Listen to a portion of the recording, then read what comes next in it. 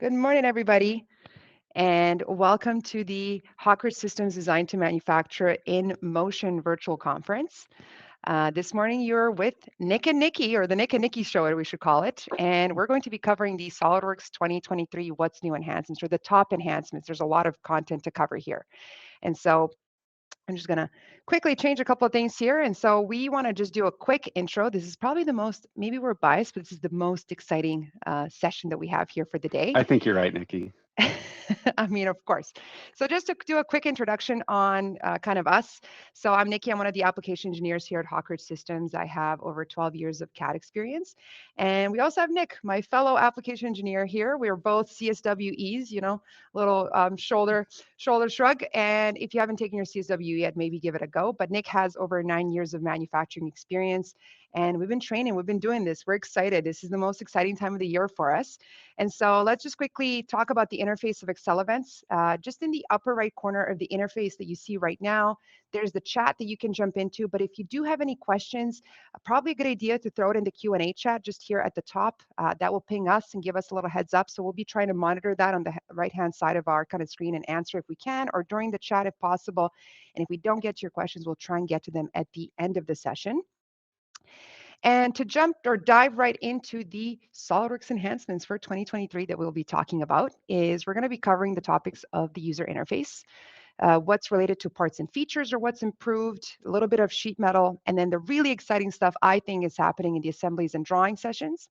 And then you might have heard the whole wizard, but if you've ever had any routing related questions, you've also then might have dealt with me. I'm known as the routing wizard here at Hawkridge Systems, even though I don't like that title in particular, but there were routing enhancements this year. So I am super excited and I had to bring them into the presentation, no doubt asked. And we'll also quickly go over some of the PDM enhancements and then also what's done in the simulation and in the visualize side. There's a lot more to it. We tried cutting down 7 hours worth of content in a 15-minute session here.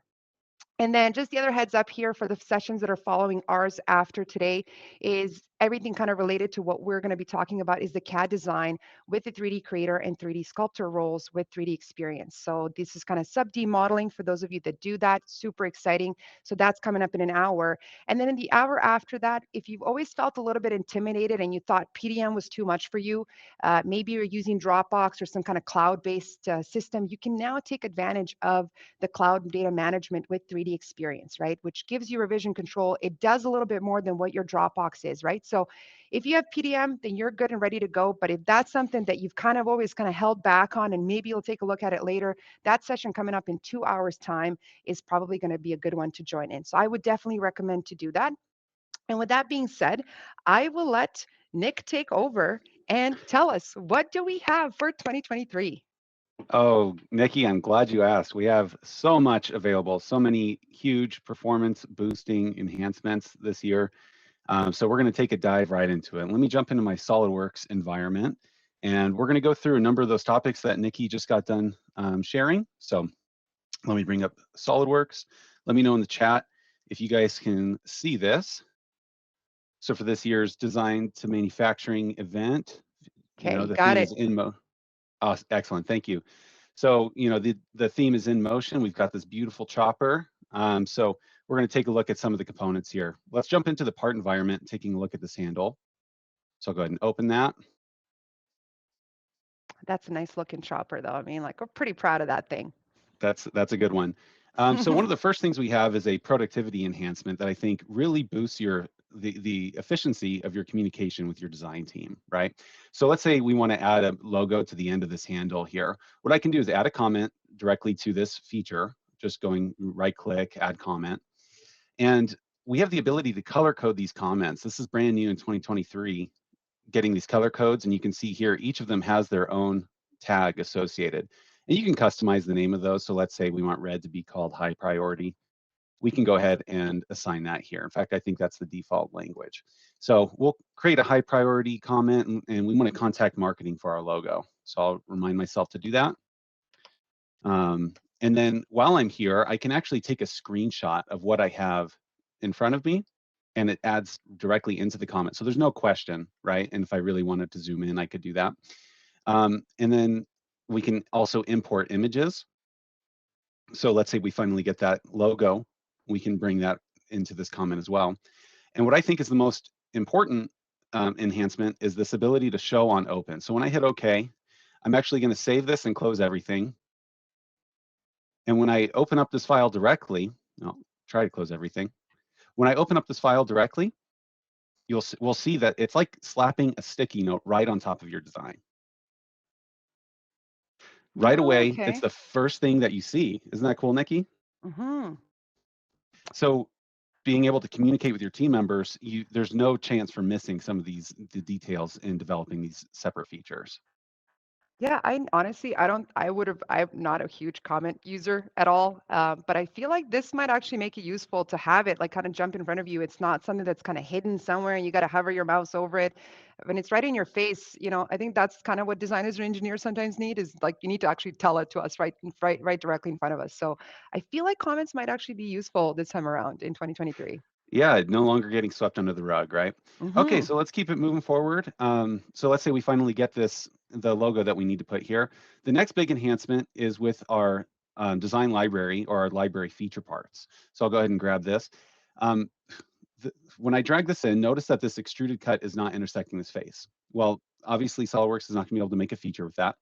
However, what I get is, I get an error in my design tree, and when I hit OK, I get this window with a warning me of an error, and that is the enhancement. So wait, you're saying the error is an enhancement in SolidWorks? What? Oh, Nikki, I understand the confusion, but in years past, being able to drag in a library feature part that would cause the model to break was not allowed, and you wouldn't be able to actually continue with your operation, right? So what we get here is this says the library feature has errors. Click yes to keep, and when I click yes, I actually get the error, but I still get the feature loaded into my design tree. And what that enables me to do is right here, dive into the library feature part and begin diagnosing what's wrong with the feature. And this saves you Ah. so much time, so many steps from being able to diagnose this, right? So when I just resolve that sketch right here, now now that feature is good to go. Oh, so it's like an error that lets you manually override. Okay, okay, I get it. I get it. That is actually really nice. Okay. It's feeling efficient now. That's what Yeah. we're looking for. Getting our designs in motion, baby. All right, so we we have the next our marketing here. We have the single line font scribed onto the surface. In years past, it's been more of the bubble font. So single line font, that's new. So for those of you that use the wrap feature a lot, and then next we'll jump into creating a sketch. And I'm going to grab my ellipse tool. Now, this small little checkbox, add construction lines, is one that can really be good for efficiency as well. It's a small little thing, but right away, I'm able to grab these construction lines instead of having to individually pick out those points. So to be able to add relations to that. That just saves you a bunch of time if you're using this tool. Yeah. I'm going to go ahead and take the time to fully define this just because I'm going to be using it in future features. So give me just 1 minute here. And yeah, so what we're going to see next is with the move copy bodies command. So that sketch is fully defined. And when I create a body, I'll go ahead and create an extruded body here. And when I clear the merge result checkbox, that creates a separate body, of course. And so now when I use my move body command, I'll hit S for my shortcut bar and just grab that command right there. Um, when I select this body to move it, I'm able to now add a variable or equation directly into this command. So, and of course, along with that, I'm able to control that using configurations and design tables, etc.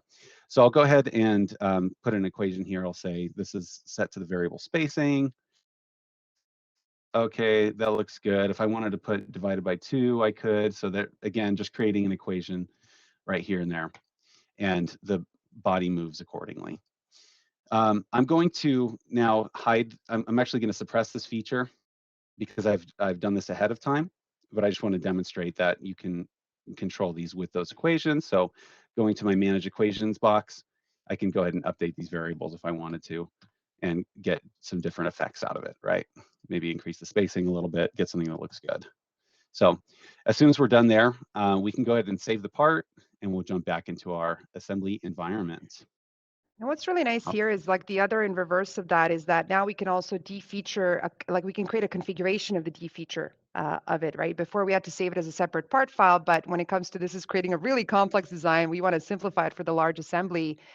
One of the other enhancements is having that configuration in the defeature tool, which has only been wasn't available before, and I never wanted to use it, the defeature tool. So that's another really great one that I really liked for 2023.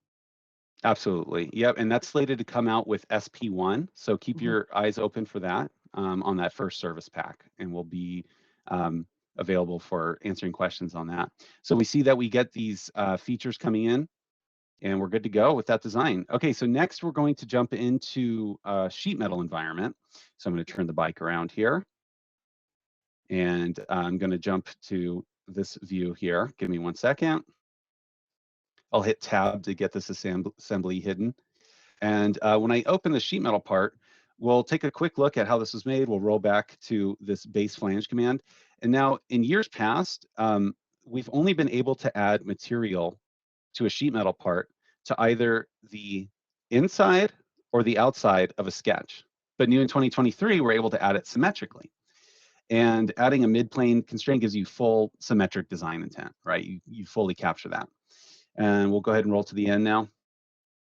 And take a quick look at the flat pattern. So for those of you that aren't familiar with sheet metal, one of the most powerful things about it is that it's able to flatten out your bends in a sheet metal part and then give you this bounding box sketch. And we can now monitor the size of this bounding box sketch. So new in 2023, we're able to add sensors that monitor the size of this bounding box. So I'll show you what that looks like. We'll add a sensor. And this set of options right here, sheet metal bounding box properties, is what's new in 2023. We'll go ahead and monitor the bounding box area. Right now I see that the bounding box is, less than 6 square inches. So let's say I want to make sure that it doesn't exceed 6 square inches. So that way I get a proper part yield out of a given sheet of material. I'll go ahead and suppress this and make a change. So let's say I want to increase the depth to something like 0.58, I don't know, and rebuild. As soon as I rebuild, I get a jingle in my ear and it's telling me, hey, something's wrong. And if I hover over the sensor, it says that my bounding box area has been exceeded. So if that's something that you're using to monitor for your production, now you can build that right into your parts. Super Yeah. efficient. And you can standardize, like that's what I'm trying to think of, like what could that be used for? You can standardize a template for your sheet metal parts and then just have those sensors already added in there to kind of keep it, within a range of stock material that you have. I like that. Absolutely. So maybe I'll change my design and change that to 0.5. And now that gives me some guidance. And it might take you a couple of rebuilds to get past that for SOLIDWORKS to realize you've done something good for it. But as soon as you get there, the warning goes away and you're good to go. And then we'll take a quick look at the cut list before moving back to the assembly. So if I take a look at the cut list properties here, Nikki, you're not going to believe this. Look at what we have. We have our sheet metal gauge value being pulled from the gauge table now, finally in our properties.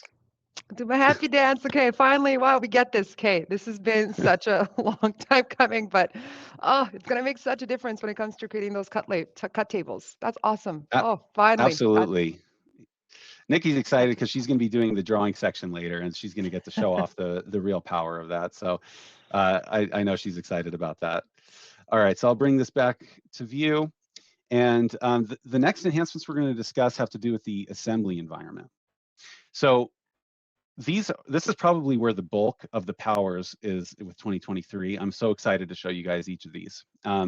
First of all, we'll take a quick look at replacing a component. So we'll go to our rear wheel assembly, and I'm going to grab replace components. Oh, if I can actually hit my drop down, we'll replace this component. And now in the properties for the replace components command, we have a few new dialog options. So first of all, we have instances to replace. This is one of the bigger ones, right? We're now able to change the scope of which components we're selecting to replace for a given file. So we can choose only the selected ones, all in the same parent assembly, or all of them that appear in this assembly, right? So I'll go ahead and select something. I'll just stick with the one that I've selected, and I'll grab a modified wheel. And I'll take a quick look at the preview. Now, this isn't the biggest preview in the world, but you are able to verify that you've grabbed something that's relatively looks right? So it gives you a preview of what you're going to be putting in there. So I'll go ahead and hit the check mark, bring it in. And we see that this wheel has been updated to be slightly larger. So that's what we're looking for with that. Okay, moving forward, let me bring back the PowerPoint, and we'll bring up some of the other um, features that we want to point out. So we are able to configure skipped instances in patterned features. So for example, the spokes on the wheel, if we were patterning those and we wanted to skip some instances in the pattern, we can link those skipped instances to our configurations and control them that way. With repair missing mate references, this is a really cool feature. When I did that replace wheel, let's say some of the mates had been broken when it had come in. Well, SOLIDWORKS has introduced a feature called auto repair mates, where it's going to be a good first pass. It's going to take a look at the geometry at where the mates are broken, and it's going to see if it can replace them. Now, it doesn't work 100% of the time, but I think it's a great first pass tool. And when it does work, it saves you some time, right? And Nick, I think we should tell them a funny story that I think we spent a day trying to break the model to try and get to show the auto repair.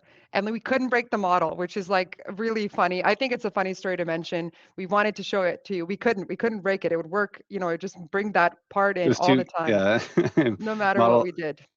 too successful. Yeah, exactly. That's okay. That's yeah. We'll give SOLIDWORKS credit for that one. All Yeah. right, the next one I want to show you are the assembly end conditions for our cuts. So let's say I'm going to go ahead and hide this frame here because you can see that we need an axle added back here. So I'll go ahead and hide the frame out of the way, and I want to create a cut to this hole so I can make it bigger to maybe accommodate a bigger axle, something like that. Anyways, we'll create a sketch here. Go to convert entities, and just bear with me while I grab this. And now so with our assembly features, again, if you're not aware, you can add cuts directly in the context of an assembly. So I'll go to my assembly features, add an extruded cut, and you can see that I'm able to cut this material away with different end conditions. So we have we still have our blind end condition and a couple of other ones that existed previously, but what didn't exist were the full suite of end conditions that we have in our part environment. And now we have those all available. So it's Nice. just enhancing your ability to use this feature in the context of an assembly. So that's great. Okay. If I wanted to save this file out, this is going to be a big one for those of you that have to send files back and forth a lot. Bring back my frame really quick. I'm going to save this out as a step file. Sure, I'll rebuild SOLIDWORKS, that's no problem. And when I go ahead and save it out as a step file, in years past, saving your assembly as a step file, you were only able to save the assembly file as a step file, right? Well, now in 2023, in our options dialog, we have the super useful checkbox, export assembly components as separate step files. So what SOLIDWORKS is going to do, it's going to drive down all the way through your subassemblies to your subcomponents and export each of those individually as their own step files. So for those cases where you need it, you can imagine how much time that saves. And I've already done this ahead of time, so I'll show you the results it gives you. You can see that every single subcomponent has been brought into this folder. So that's a huge time saver. It's great for large assemblies. That's a really good one. I've had that question asked a lot of the time, like, can we do it? Can it save everything? So one nice easy checkbox makes all the difference when it comes to sending your files to someone that you don't want to give them that IP. So awesome. Nice. Those little things. Absolutely. That's really great. And then speaking of large assemblies, I'm going to open up the chopper again, filter for my top level assemblies, grab chopper. And then now here you can see that, hey, wait a minute, something seems to be missing from years past, from 2022. What we have here is we're missing our lightweight mode, right? Well, don't worry, it's not actually missing. What we have now in 2023 is what we call our automatic optimized resolve mode. So let me bring that up in the system options. Under performance, we have the ability to let SOLIDWORKS take control of which components need to be fully resolved in our assembly upon open. So if I can still access my manual open options as before, so I'll show you this. Again, finding my chopper, I have the ability to access lightweight mode and do it the same, retain that same functionality as years past. That's not going away, but what we have is to let SOLIDWORKS take control of that option. And what that does is when I utilize that, um, is SolidWorks is going to look deeper into each of your sub-assemblies and see if there's any errors that exist further on down the road. And if there are errors that exist, then it's going to allow you to, it's what it's going to do is resolve those. So it brings that to your attention right in the top level assembly. Otherwise, if you were loading this lightweight, that would be hidden from you, and until you drilled down far enough and actually found that error yourself, right? So this is again what we're calling that optimal resolved mode, optimized resolve mode. All right, so let me bring back the chopper here. And what we found through the studies was that optimized resolve mode, if depending on how you benchmark it, right? But if you if you compare it with having to manually take the time to diagnose a problem, like I was mentioning earlier, this is at least twice as fast, right?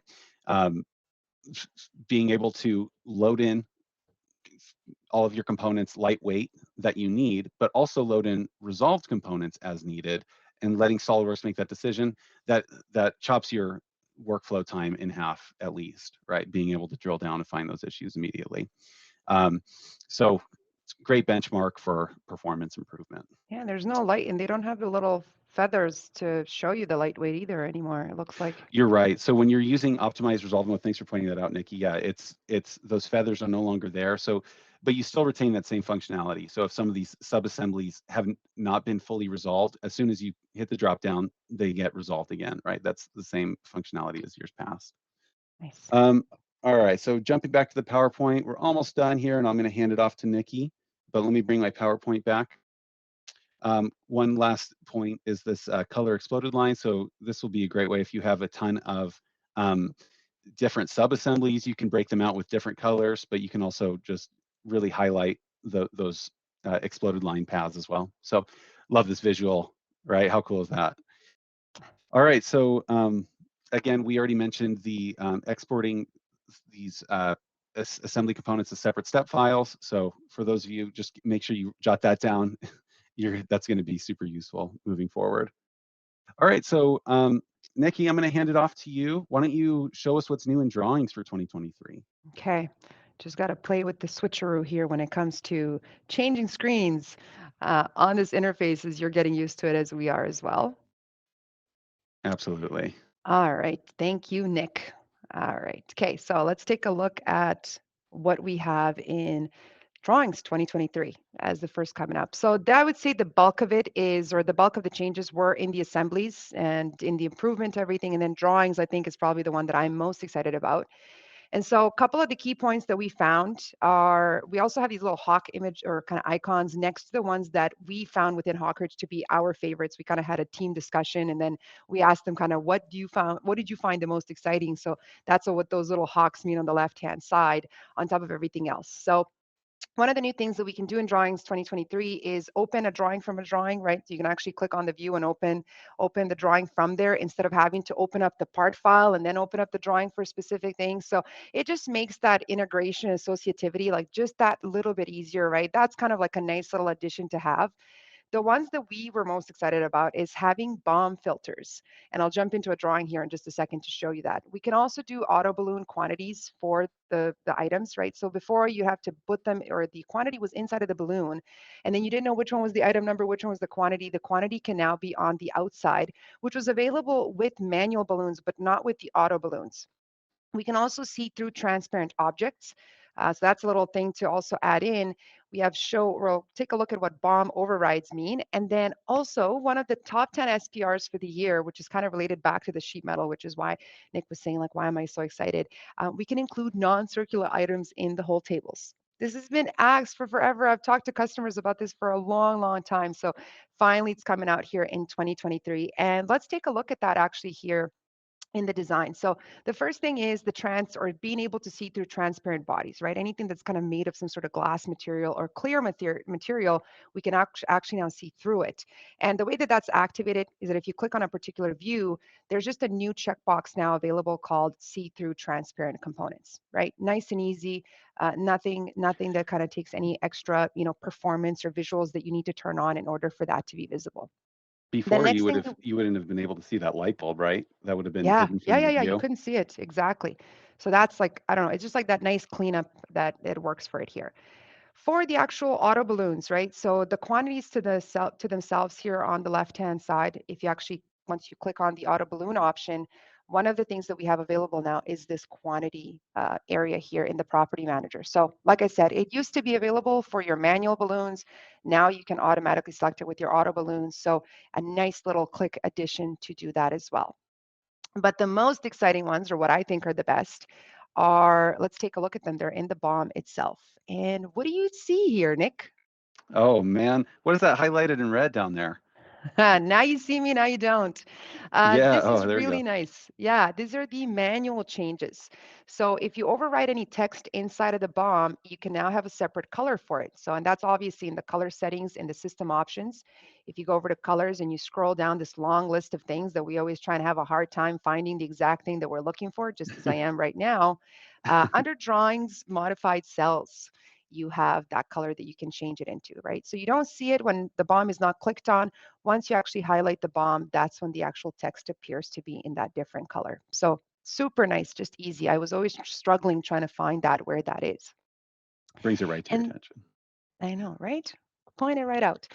That's what it, like, that's what I said. Engineers and designers, you need to take to throw things into our face. Otherwise, we don't really see them. And we don't really do words any much. Like, show me numbers. That makes sense to my brain.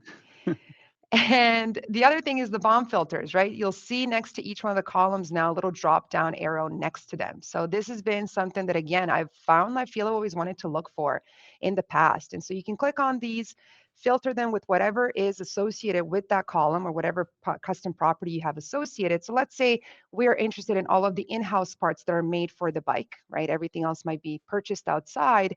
And then you'll also notice that the balloons also are associated with that bomb filter. So it'll only show you the balloons there, right? So that's just a nice clean way you can separate out different views, showing the different ways of how you want to filter that bomb.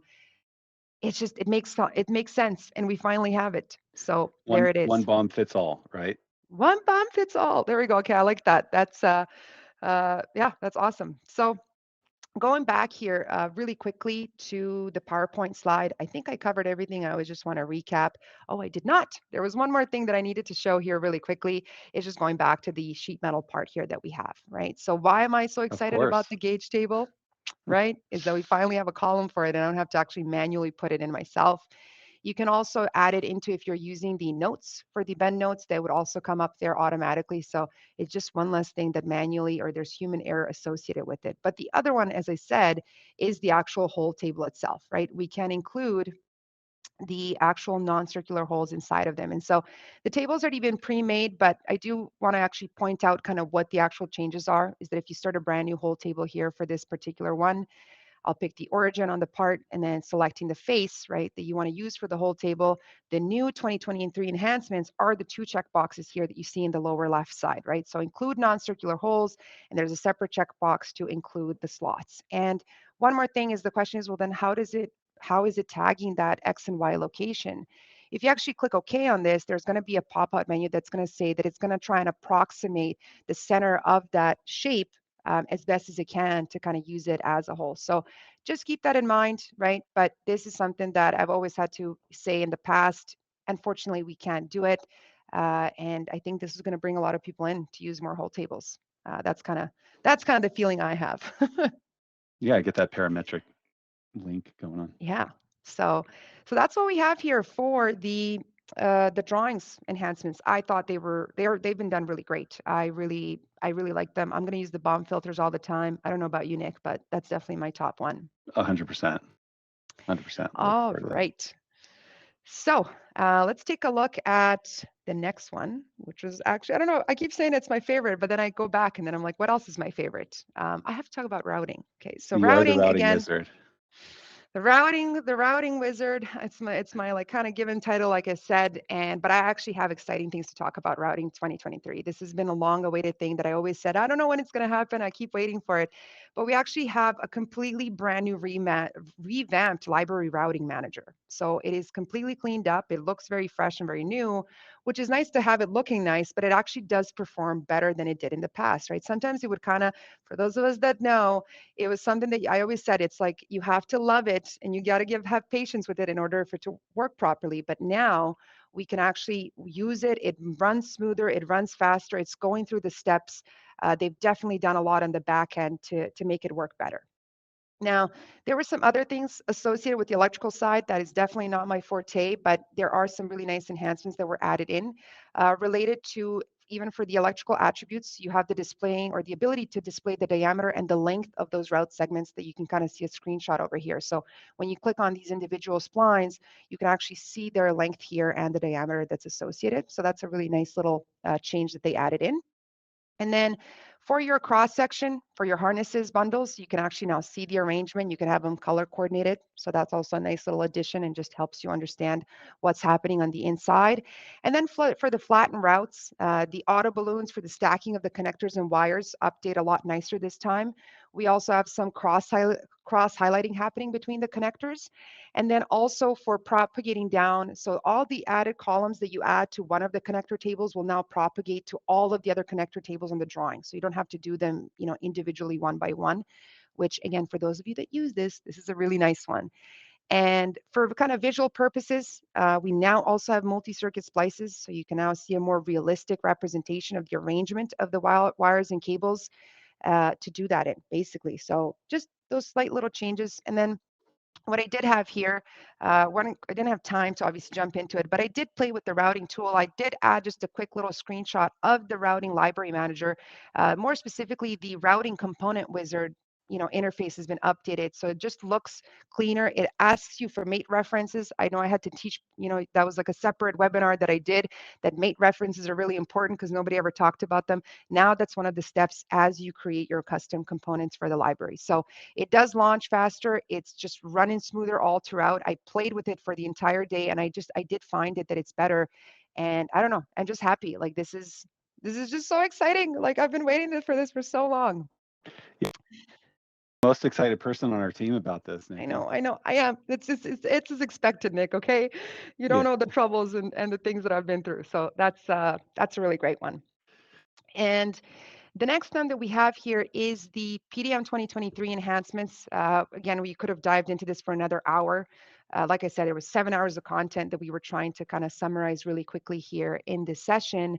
So this update really felt like it tended towards the admins, right? Because it is a fully developed product at this stage. It's just now making those little tweaks. So one of the big ones is just that there's an automatic admin login, right? Once you log into your Windows login, you can now automatically log into the admin instead of having to do that separately, right? How many times have you had to come in the morning, especially for the admins, to have to do that? You can also see the visibility of the right inheritance related to the little pop-ups that we have with the group permissions, right? So if you actually go over to the user, you can actually see, what are their administrative rights related to the groups that they are, right? Small little things, but again, it just makes it easier for the admin, right? Overall, we do have an improved performance related to the archive and DB servers, especially in the cases where we have really high latency issues. That's where the big testing has happened. And in depending on which scenarios, if anybody's interested later on, I can definitely show the slide of kind of what were the run times. Some things are running 7 times faster, 8 times faster, 2.5 times faster. So those are those things that we don't have any tangibility to see and feel. But at the end of the day, like when you do any performance enhancements in the software, it's just a nice little addition for everything to run smoother and nicer. Enhancements for data security, right? For the archive traffic encryption, that's also been added in. That's just always nice to know that there's extra things added in. And then we also have a task related to creating step 242 files, right? So for model-based workflows, that's going to be a nice little addition. And so that's what we found, again, within Hawkridge and all the PDM gurus that we have here. Those are the kind of top enhancements. You also have the ability to kind of do copy static text inside of a data card, small one, but nice because you've probably had to type that stuff out right now. You can just take it and copy it right out. The admin can also restore deleted users. They can revoke access to multiple users. There's also some custom tooltips that were added in.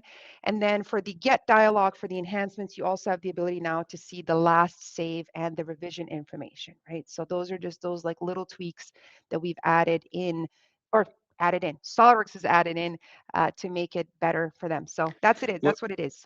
What I love about this slide is all those hawks that are right there. Our services team, and our PDM folks here on our team, they can't get enough of this new functionality from the admin side, right? There, what do you choose? There were so many new enhancements that are really making it easier for them. Yeah. And again, if you're intimidated with this, right, reach out to us. This is where we kind of come as a backup. We've done this many times. We've set up these different vaults and setups and so workflows. And so we kind of know what the best is. So yeah, they were hyped about this. Is we definitely asked them because again, Nick and I are just still kind of, we love PDM, but we love it from the outside. We love it as the user. And we need to get more on the admin and maybe to appreciate these a little bit more. And what else do we have? So then the next batch here is the simulation 2023, right? There's a couple little things that were added in. The top two for us at Hawkridge here were this thing called the penalty stiffness control for contact.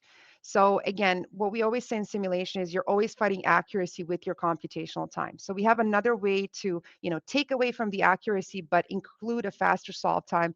And so we'll see kind of what that is. We also have an improved kind of interaction happening for bonded interactions, more specifically. I still keep calling them contacts in some cases for non-touching faces, right? So usually the faces have to be parallel to one another. They can now actually be at an off angle to one another with the kind of like a default threshold or how much you can. But before it just, the software wouldn't even let you get through it now. So they've definitely improved that. If you take in the upper right corner here of this slide is the diagnostic tools. There's now a flyout menu in the command manager. The diagnostic tools were everywhere, all over the place when it came to create or managing your study for simulation. Now they're all together. Just nice cleanup thing. Again, when it comes to visuals, easier to find wherever they are. The other thing that we also have is the under constrained body solver has also been improved. It runs a lot faster. And then the representation of the under constrained bodies, again, has slightly changed and is just easier to see what degrees of freedom we have available within those. And then the last bit here is the linkage rod, which was available in the static linear study before, is now available for the nonlinear static study and the dynamic studies. And I should point out that these last two enhancements that we have here, they're only available in the professional and premium packages of simulation. So just keep that in mind. And then if we dive deeper into the penalty stiffness control for contact, like it kind of usually when you read these things at first, you're like, what does it mean? And so if you actually open up the settings or the properties of your particular study, you're going to see a new slide available like right here in the middle of that interface, right? And so there's multiple of these stiffness factors from zero point zero 0.01 to 1. In reality, I think that you will only use the kind of the two ends of the slides. The in between, I wouldn't really use. And the idea behind it is here is that if you have the slider on the left-hand side, so where the contact penalty stiffness is at 0.01, it's not going to focus the concentration of where the contact is happening, but it will actually take a look at the overall stress, right? Because usually that's where a lot of the solving time happens at these contact areas, trying to kind of obviously transfer that load over, right? So if we just want to run like the first batch run of the model and see kind of the overall stress, and I just want to get something really quick to see, is everything running as I expect it to, I would put that slider down to 0.01. That will be my first batch. And then I can duplicate that study and then I would run it the second time, right, when I'm kind of more certain. And I am interested in the stress concentration where there is contact happening in particular, that will give me more accurate results, right? But with accurate results, Nick, what happens with the solve time? Goes up. It goes up, right? So you have to be kind of, careful kind of where you decide it. But that is, if that's a big part of your design analysis or your design process, that's just got to be it, right? But that is another way now that we can move and shift things depending on what the priority of the study is. Really nice enhancement, right? Yeah, it lets you manually override that. Something you Yeah, haven't been able to do before, just that little bit, totally. right? Yeah, I love it. Yeah, again, it's just a nice thing. We're always looking for simulation enhancements. And the next batch here is this improved bonding contacts or interactions for non-touching faces. I still keep calling it contact sets, even though I know we're all struggling trying to get to the interactions being the new name given. So bear with me here if sometimes these things hiccup, but you get what I'm saying. We have a new algorithm for the surface to surface actually bonding interaction here in the first place. So again, the faces that are not initially touching each other, right? But they're usually, we would project one face onto the other, and then that's what the surface area is of what it would calculate But now these faces don't have to be parallel to one another. They can be at an off slight angle. There's a threshold that it kind of defines relative to that. And so usually in the past, it just wouldn't even let you get past this phase. There would be a message that comes up. Now we can actually do it. And that's just a realistic representation that sometimes those things happen. Your faces are not going to match up where you might Right. have a gap. So Gives you a really chance to great work one. through it. Yeah, it gives you a chance, right? The kind of it's that manual override sort of thing that we had to do before, or try and kind of mimic through it, right? And it's just stopping how many stopping points we have within the in the process. So really good one. Anything that has to do with algorithms and solving times is always great. And then, like I said here, so the professional and premium simulation, we have the enhanced under constrained body. So the solver has been improved. And this is just a quick visual of what that new under constrained body looks like, or the degrees of freedom that are associated with it. And again, it just runs faster. And the same thing, as I said, with the linkage rod that we have in nonlinear and dynamic studies is now available. That was only available in the static studies before. And last but not least, here we have our Visualize 2023. This is what we use to kind of make our bike look really nice. All of the photos that you've seen throughout the slide, we had a lot of fun creating these renderings. And one of the first things that they've changed in Visualize 2023 is the import option. They've streamlined and kind of simplified this. If I just show you like a quick screenshot of what that looks like, in the past, if you remember, it has all the layers and flattens and regrain structures. It was always complicated. Now it's simple, right? Two things. You get to pick how you're going to bring in the appearance component, body related or appearance related. So that's kind of always nice to streamline things like that. And then for our PBR materials, right, for the physically based rendering materials, there's a more realistic representation when you come to the final render, which is also really nice. So those little things that are just better on the back end. Some of you are going to be impacted by this. I don't think the majority of you are going to be, but we do have the other improvement is the stellar render engine. So specifically kind of related to, the release of iRay.